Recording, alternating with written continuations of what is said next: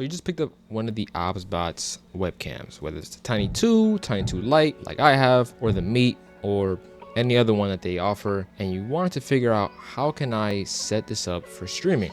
Well, in today's video, I'm going to show you guys exactly how to do that right after this. Yo, what's going on, guys? It's your boy Undefined Print. Welcome back to the channel. If you're new here, I review and showcase tech that I actually use, helping you decide whether or not it's worth it. In today's video, we're actually going to be going over how to actually set up your Obsbot Tiny, Tiny 2 Lite, Tiny 2, or Meet for streaming, whether on Twitch or YouTube, whether you use OBS, Streamlabs OBS, or any other streaming platform that you're planning on using. It all pretty much works the same. We're gonna head over and open up Streamlabs OBS and give you guys a rundown.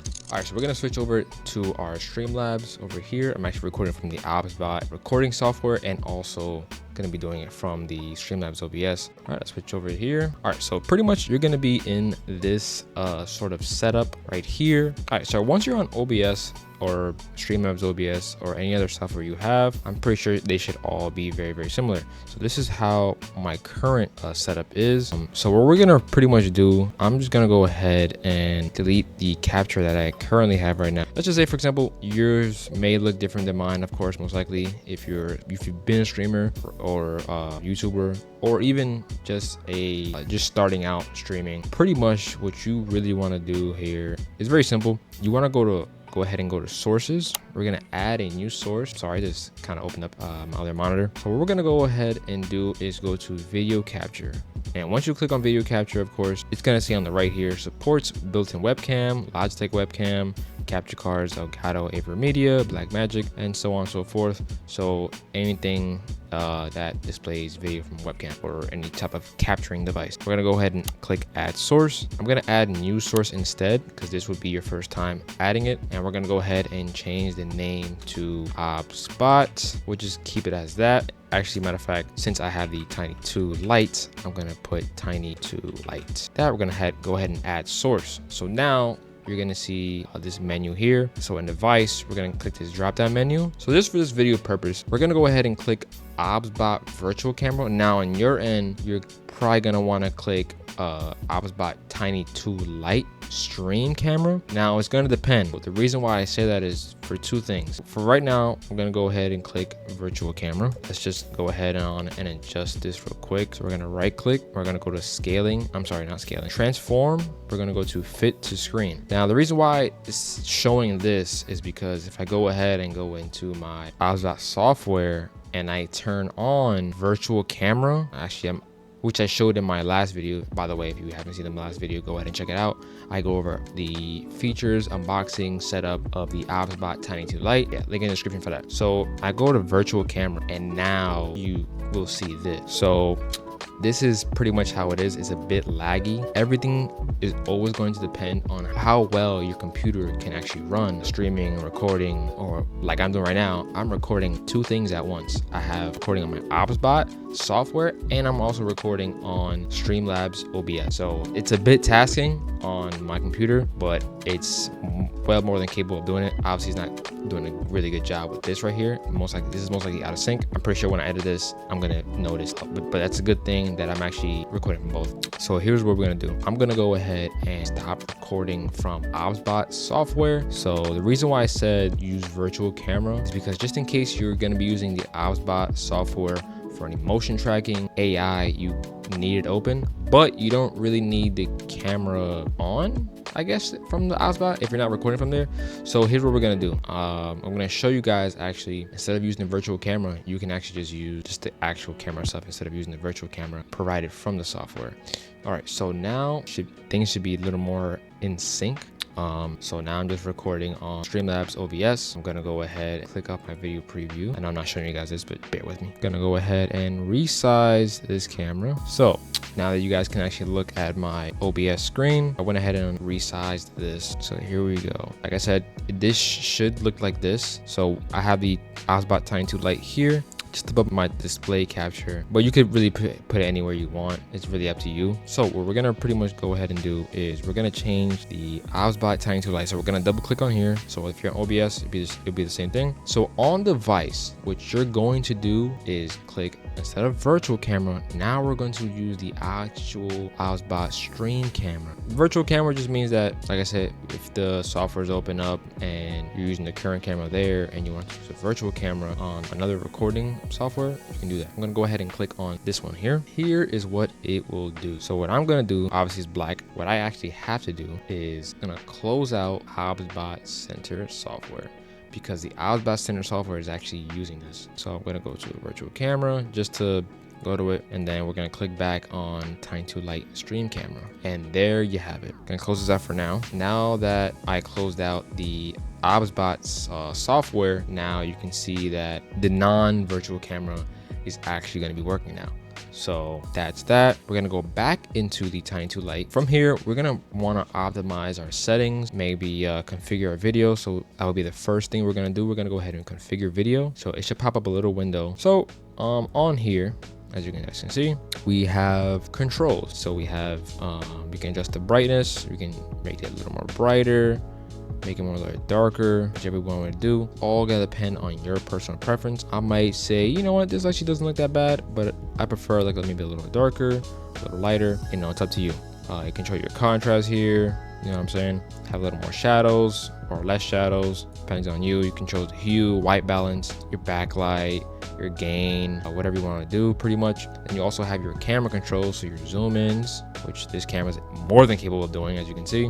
That digital zoom is fantastic, or zoom all the way out. Focus as well, you can do pan, tilt, roll, whatever it is. So we're gonna go ahead and click OK. Configure crossbar is something I don't ever touch, and I'm not even gonna go over this in the video because I just don't touch it at all. So it's not gonna serve you any purpose if I don't know anything really about it. So yeah, now your resolution and the FPS type. We're gonna go ahead and go to custom. So right now is using the 4K option, right? Before it wasn't. This is the 4K option, right? I'm gonna rescale this. We're gonna go right back into this. I'm sorry about that. So we go ahead and go on custom. Resolution's at 4K, right? And we have match output FPS. You can even go lower than that if you want to, or the highest FPS, or 24 like film. Video format, you can use any, or this one here. For MJPEG, you will have better performance. This is the only option for me, so I just leave it on any. So you have your color range, you have your buffering as well. I don't go into any of these. You can if you want to mess around with them. Like for example, if I click on this, it changes a bit of the color. If I go on this one here, change it a little bit as well, but I just keep it on default. Keep these really on default. You can flip vertically, capture audio, whatever you want to do. All right, so also by the way, don't use the webcam's audio. If you add this and it picks up and it adds maybe the Tiny Lite here, as you can see, the Obsbot Tiny Lite is on the right side over here. Thankfully, it is not picking up anything. It says capture audio only. We can go into the properties of this and see, yeah, nothing's on here, blah, blah, blah. I can test audio. Nothing's really happening. I guess that just has to do with the fact that I'm using this. I'm actually kind of surprised it's not going off at all, which is a good thing. So if it's off, if it's not going off for you, or if it is actually going off and is using the camera's, the webcam's microphone, just go ahead and mute that. Save you some time. Very, very easy. One thing I also wanted to show you guys as well is, so all your gestures will still work even if the Obsbot's software is closed. So I can also do tracking as well. It will recognize without the software actually being on. I'm gonna go ahead and tracking. There we go. So essentially you don't really need the Obsbot software open. I was under the intention that you needed that for the whole reason of having the virtual camera, but nonetheless, you really just don't need it at all.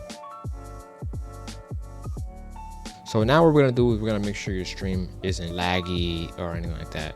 This is just like an added bonus.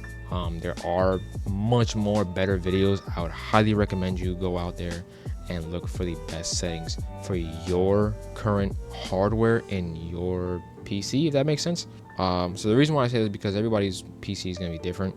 Whether you have a potato or you have the best of the best of PCs. It's really going to depend what hardware you currently have in your PC. The reason why is because if it's a low-end PC, most likely not going to be the best for streaming. Recording is a little more easier on most PCs. Streaming is going to be something that's going to be a lot more encoding and whatnot, so it's going to put a lot more stress on your PC, your CPU and whatnot. So the best settings isn't gonna always be what's already auto detected on your PC. My suggestion is to always either always play around with it, get yourself a test, do some testing and whatnot, and just go into like other videos that go way more in depth on the best settings for each type of like PCs, whether high end or low end or even mid end, if that's even a thing. So remember these two things. Twitch has a recommended bitrate of 4,500 to 6,000 kbps, which is kilobytes per second. YouTube, on the other hand, has a bitrate range of 9,000 to 12,000 kbps for 4K. It'll be 6,000 to 8,000 kbps for 1080p. Now we're gonna go ahead and we're gonna go into our settings here, and we're gonna go to output. My current bitrate is at 2,502. This is just what works for me. Again, if you guys want to, you guys can go ahead and match these settings. I remember I got these settings a long time ago. Now, again, if these settings don't work out for you, play around with them. Just go ahead and go into the bitrate, make sure your stream is not lagging, do a couple tests. You don't want to be actually live streaming. Now, what I mean by that is you can go ahead and look for a test Twitch key, insert it, or of course you could just keep streaming, but make sure you do a stream test and look at your stream and see if it's lagging, if there's any audio sync issues or whatever it may be. Then you can go ahead and adjust those settings appropriately. These are just my settings. Check and see if these will work for you or not. So I have all this for my streaming. If you were interested in recording, this is what I have for my recordings. Standard, MP4, this really not that much, very basic, very simple, but this is what I have for my streaming. So that's for audio and lighting in your streaming, recordings, even your Zoom calls as well. You're gonna want really good lighting. Lighting is pretty much everything. That's gonna make your camera quality look even better. Even if you had a potato webcam, lighting will be your best friend in recordings and your streaming. Now I currently don't have the best lighting. The light in the background that I had earlier turned off. I think it died. It was literally on 100%. Just don't understand how it died. I definitely don't have the best lighting. Actually, I do have better lighting, but I'm gonna save it for another video. I have not set it up yet, so I'm gonna be doing like a little unboxing and then set up and reviewing them or whatnot. That's just a little taste of what I have next for you guys. But in today's current video, I'll actually put a link in the description for lighting equipment that I currently just got and will be using in my setup, and also of course a link in the description below for the current mic I'm actually using right now. Also in lighting, remember, you have your software. We show it off in Streamlabs OBS. You can adjust the setting, your contrast, your brightness, whatever you want to do. So make sure you go ahead and play around with those. Play around with lighting. Lighting doesn't always have to be directly towards your face. If you guys would like a video on lighting in the future, let me know. Drop it down in the comment section below. All right, so this is pretty much, all right, so there you have it. This is pretty easy, pretty simple. I know I made it pretty long. It's actually very, very simple to really do, but I wanted to add in extra context, extra details, and to help out anybody else who may have any questions on how to set things up. If you guys have any questions and want more videos on setting up things for OBS, how do I separate audio and things like that, I actually have a video that actually goes into that as well. And the video is actually right here. I'll also leave a link in the description below for that video. It's more about the Elgato, but it also talks about separating audio and adding just pretty much separating audio and adding other sources to help you as a streamer have a better experience for your audience. So yeah, if you guys would like to watch that video, go ahead and watch that. It goes more in depth into it. And again, if you have any questions, leave them down in the comment section below. And like I said also in the beginning, if you haven't watched my previous video on the Obsbot Tiny Lite, going over its features and whatnot, I will have that also linked in the description below and most likely at the end of this video. So make sure you go ahead and check that out. And if you made it this far at the end of the video, really appreciate it. Leave a like on the video and subscribe. It's for free. It helps me out a lot, a ton on this channel, and I want to just bring more and more content to you guys. Appreciate it. I'll see you guys in the next one. Peace.